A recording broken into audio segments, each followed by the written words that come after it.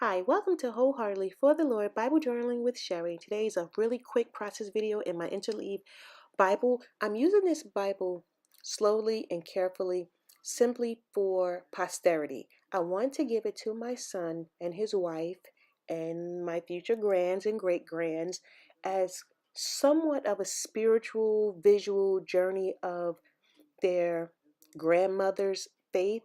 Since I wasn't raised in church, and I'm no longer embarrassed about that, thank God, because I know that salvation is not, being raised in church is not a prerequisite for salvation. Just because you go to church or was raised in church does not mean that you're saved. Another video.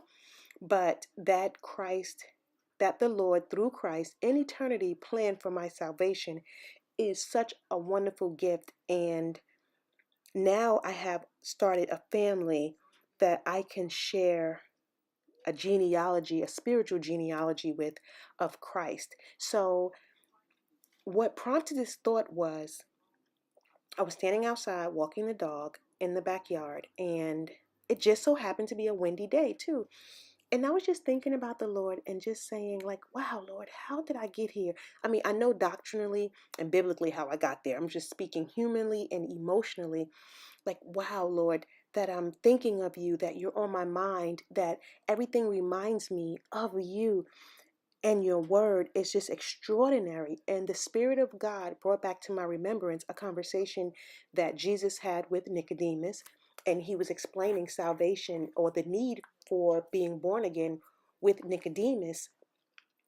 And in one of the verses in John chapter 3, I think it was around verse 8 or 9, Jesus was mentioning how the wind blows where it wills, but you don't see it, but you can feel it basically. And that's how being born of the Spirit is, that you can't put your finger on it. It's such a spiritual transition, it's such a spiritual transformation that you can't pinpoint it, because it's something that happens to us internally and in our hearts, and then it manifests itself in a lifestyle that we live. And people can see someone, or people can see there's something different about you. There's something different about your countenance, about your morals, about how you carry yourself, about your passion, the things that you do. I mean, there's just evidence. And we know in other chapters of the Bible that Jesus says that a tree is known by the fruit that it bears.